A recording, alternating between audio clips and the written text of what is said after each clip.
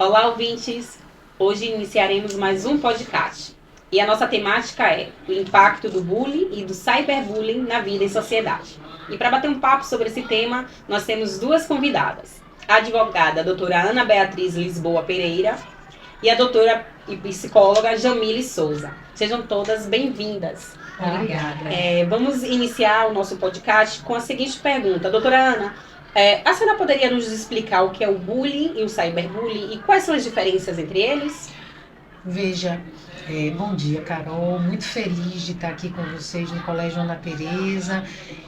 O bullying, a gente tem considerado o bullying todo comportamento que ultrapassa certos limites de respeito à honra, à imagem, à integridade física e psíquica, né? O bullying não é exatamente uma expressão jurídica, mas a gente no direito tem acolhido para identificar aquelas condutas que, para além de brincadeiras, para além de, de zoações, como eles falaram hoje aqui, elas repercutem na esfera dos direitos da personalidade.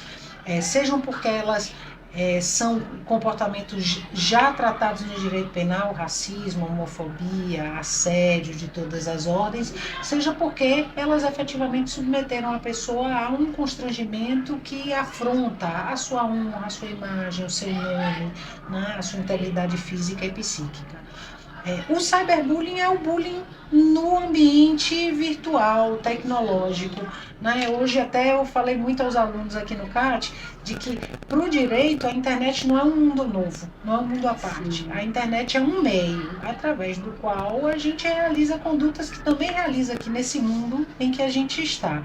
Então tudo que aqui é inadequado, né, também é inadequado no meio virtual. Às vezes a gente tem mais dificuldade de identificar quem é que está fazendo a conduta, por conta do anonimato, que lá é muito mais simples, e até de entender a repercussão da conduta, porque ela atinge milhões, né? É diferente, às vezes, de uma injúria gritada aqui no pátio da escola, mas não deixa de ser errado, porque está sendo praticado na internet.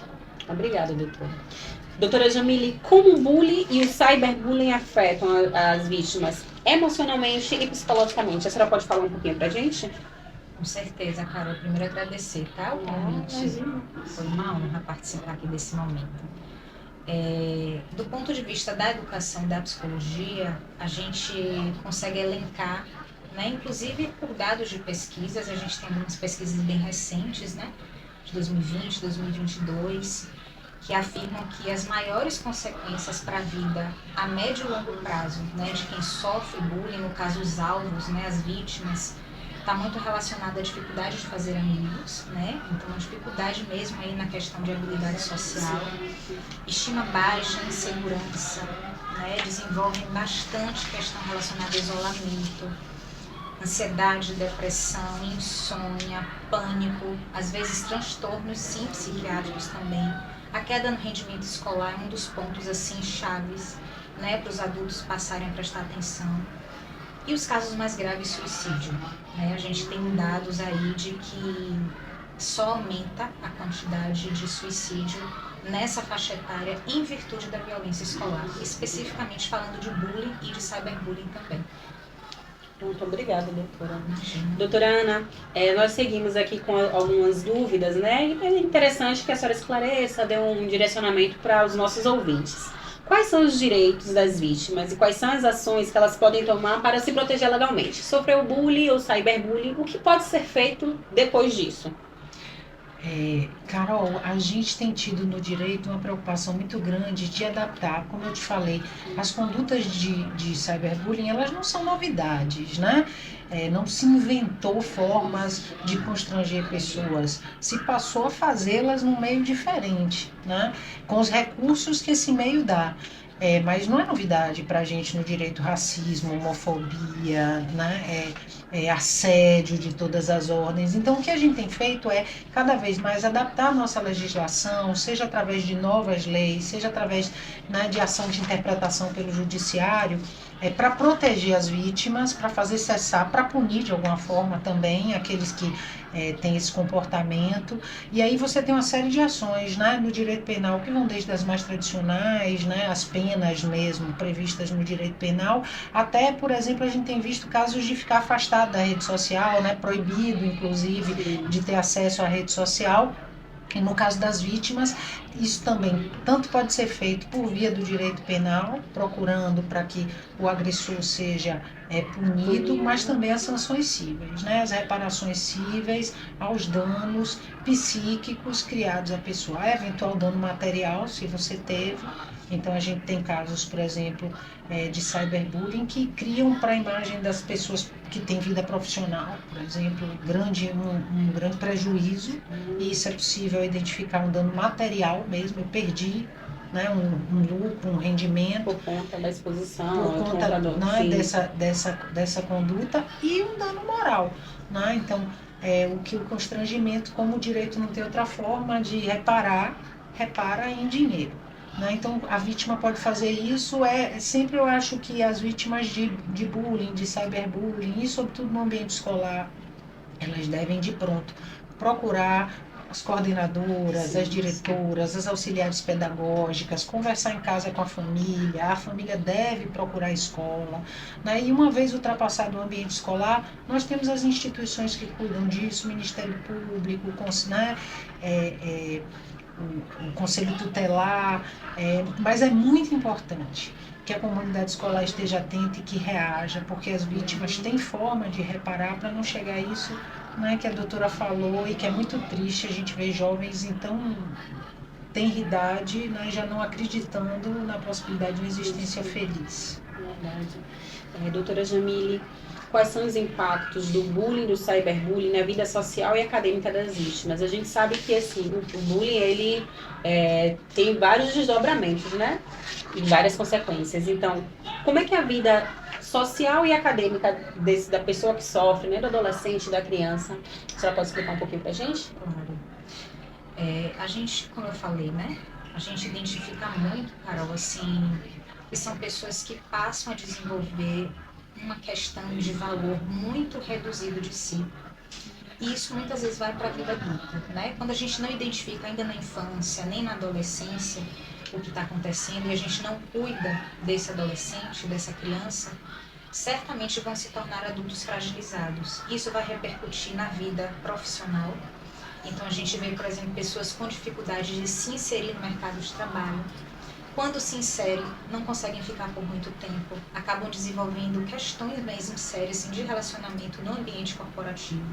Né? Então, muita dificuldade de lidar com o diferente, com muita dificuldade, por exemplo, para quem foi a vítima, de receber ali as coordenadas de uma figura de autoridade. Sim. E passam a sofrer de forma muito maior do que outras pessoas, já diferente de quem comete. Né? O autor de bullying, aquele que pratica, nesses ambientes são pessoas que facilmente são demitidas dos seus trabalhos. Então, geralmente são aquelas pessoas que estão sempre trocando de emprego, Sim. não ficam em lugar nenhum. Muitas vezes muito potente cognitivamente falando, mas inábil na sua relação interpessoal. E hoje a gente sabe que para a gente ter um bom profissional, a gente precisa aí de um conjunto de habilidades, né? Para favorecer. Sim, sim. E eles precisam, sim, se inserir numa sociedade a partir de alguns valores e princípios éticos que são básicos, né? Que é o respeito, a justiça, a honestidade. A gente sabe que se a gente não tiver esse repertório, a gente sabe que vai ter consequências não só para a pessoa, mas para quem está perto dela, né? Então, diante de todas essas questões que a senhora trouxe, né? Então, qual seriam estratégias e intervenções eficazes para ajudar essas vítimas, né, a superar o trauma? Foi vítima de bullying, está tendo dificuldade, como é que a gente faz para amenizar, né, esses traumas, e quais são essas estratégias? Essa é uma pergunta importantíssima, porque assim, o olhar que a psicologia tem, né, e a educação em relação ao direito é bem diferente. Geralmente, quando o direito chega, a coisa já aconteceu, está muitas vezes na pior configuração e já tem que se pensar em medidas interventivas ou punitivas. Do ponto de vista da educação e da psicologia, a gente tem um outro viés de cuidado, que eu diria que o mais importante é o preventivo, não é o interventivo, né? E nós, enquanto educadores, a gente precisa entender que isso precisa se tornar curricular. Isso precisa ser disciplina nas escolas. Tal como matemática e língua portuguesa, a gente tem que ensinar essas crianças a se relacionar. E a gente não faz isso. Então a gente vê uma escola ou outra que por vezes faz uma ação isolada, às vezes só na semana da criança ou só na semana da consciência negra. Isso não é suficiente. A gente precisa de um plano de convivência, a gente precisa de uma ação sistematizada e de uma formação continuada, primeiro desses educadores, para que eles possam aprender a identificar esse fenômeno, né? Esses dois fenômenos, como bullying e cyberbullying. Depois de capacitados, aí a gente precisa pensar na formação das crianças e adolescentes. Então, por exemplo, aulas semanais ou quinzenais de convivência ética precisa acontecer nos espaços da escola. Não adianta só ensinar matemática e português, porque se eu não estiver bem nas minhas relações, eu não vou aprender matemática e língua portuguesa. Se eu estiver sofrendo alguma questão relacional, eu não consigo me concentrar na aula, eu não consigo nem ir para a escola. Eu começo a ter insônia, eu começo a ter pesadelo, eu começo a ter muitos medos. E a gente sabe que uma criança e um adolescente não cuidado no seu emocional vai repercutir nas outras áreas. Ela não consegue desempenhar bem, ela não consegue ter boas notas. Então, assim, a gente precisa pensar em um tripé de ação, né? A escola precisa pensar nessa formação e nessa estruturação de um plano de convivência para valorizar na prática, não só na teoria. As famílias precisam ficar atentas a alguns sinais como não consegue dormir, pede muito para não ir para a escola, inventa dor de cabeça, inventa dor de barriga, queda nas notas, no rendimento escolar, uma irritabilidade ou uma introspecção muito grande, são sinais, né, para que as famílias fiquem atentas. E por parte dos próprios alunos, a gente precisa empoderá-los. A voz, isso está nas pesquisas, isso é ciência comprovada, a voz das próprias crianças e dos adolescentes é o que hoje mais tem salvado as vítimas de bullying e cyberbullying. Então, quando eles denunciam, e por que que eles precisam denunciar? Porque são eles que sabem do que está acontecendo. Nós adultos não sabemos, eles fazem longe dos nossos olhos. Então, quando essa plateia, esse espectador que participa ativamente ou inativamente fica sabendo, se ele conta para um professor, se ele conta em casa, e ele pode inclusive pedir que a identidade dele não seja revelada, né? Nós adultos precisamos garantir isso porque eles também são ameaçados, né? Eles também, se fizerem alguma coisa, se tornam os próximos alvos. Então, nós precisamos também ter essa clareza de que não dá para chegar na sala e falar Joaninha me contou que fulaninho fez isso. Exato. Não, a gente precisa ter, só que isso precisa da formação anterior, né? Nós, educadores, precisamos ter essa formação. E, claro, em muitos casos, a gente precisa encaminhar mesmo para a psicoterapia e já trabalhar mesmo com psicólogos essas questões todas, porque atravessa a vida da pessoa. E, inclusive, doutora, achei super interessante sua fala, porque eu acho exatamente isso. Nós do direito, né, a gente costuma dizer isso, a gente é a última raça, porque a gente efetivamente acaba sendo um discurso à la Foucault de vigiar e punir. Nós não temos... A gente, na verdade, no direito, a gente confia que o indivíduo bem formado eticamente, a simples existência da norma já representa para ele um receio de infração, né? Então, se você diz assim, não faça isso, porque você vai ser punido, aquele que tem algum entendimento relevante, né, de ética na convivência social, isso para ele já é um comando para ele se abster do comportamento. E a gente tem poucos recursos quando isso falha, a não ser punir, efetivamente. Não é próprio da gente, eu acho até que hoje tem muita gente do direito tentando fazer do direito, dar o direito à elasticidade que ele não tem, não é próprio da gente isso, e isso precisa ser usado com muito critério, porque, no fundo, neste caso aqui que nós estamos falando, a violência também é perpetrada por um adolescente. Isso. E nós não acreditamos, inclusive no direito, de que um adolescente seja alguém que já mereça ser estigmatizado e descartado por comportamentos transgressores que teve nessa idade. Tanto que a gente, inclusive, né, a maioridade penal é 18. Então, eu acho que a grande sensibilidade desse processo, da condição desse processo, e é por isso que o direito muitas vezes tem que olhar com muito cuidado, trabalhado é que são adolescentes, aquele que pratica e aquele que é vítima, e neste processo o que você quer é transformar os dois, ressocializar os dois, de reduzir os danos para os dois, porque ambos, na visão jurídica, ainda tem como Estão em formação. ainda tem como voltar ao Sim. padrão da norma, né? Então, por isso é que eu acho que o direito tem que ser mesmo a última ratio. Óbvio que em algum momento é preciso tomar uma atitude, também a gente não pode entender de que é só, né? É só Sim, ficar sim. observando, mas efetivamente eu vejo como muito mais eficientes mecanismos né, de psicopedagogia, de apoio às famílias, né? Exato. De acompanhamento mesmo das turmas, inclusive porque normalmente a gente observa no direito são fenômenos coletivos, né? Raramente é um contra um, né? Não, Então, o bullying, inclusive, é da característica do bullying, né? Tem uma plateia, tem um espectador que assiste. tem Não é uma isolado. conivência, Tem né? um grupo que participa, né? Tem aqueles que vão dar risada e tem os que vão se calar, mesmo reprovando, mas não fazem Não nada fazem por nada. medo.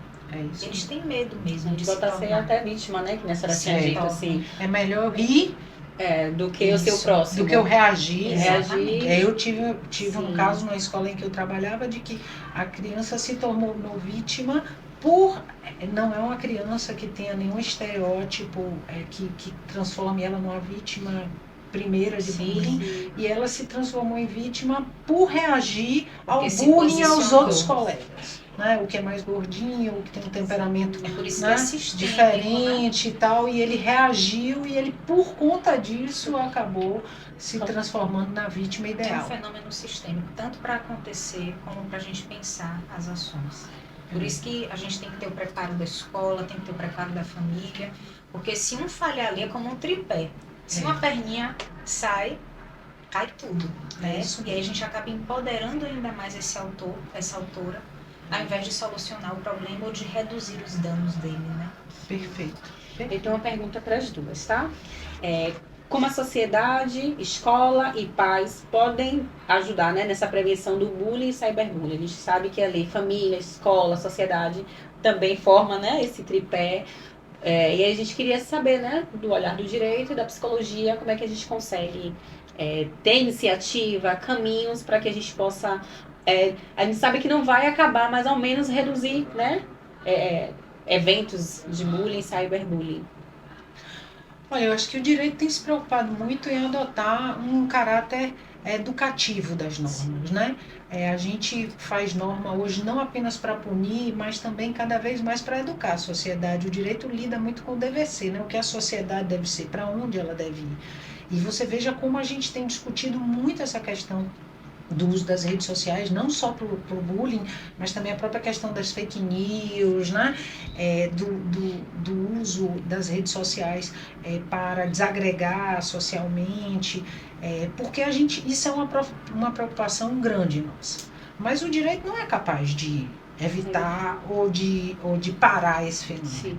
Isso vai parar a partir de um compromisso entre escola, que também sozinha não é capaz de parar, família e todas as demais instituições que participam da formação do cidadão, né? E aí eu coloco todo mundo que está participando, igreja, clubes, times de futebol, porque o que a gente nota é que a gente tem formado indivíduos muito impermeáveis a valores éticos.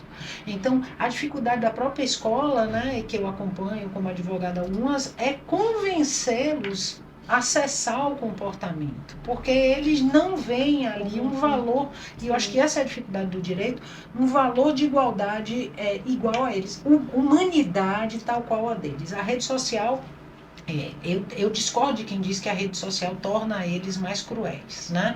Eu acho que o que a rede social faz é desumanizar certas figuras. Então, o que é que acontece?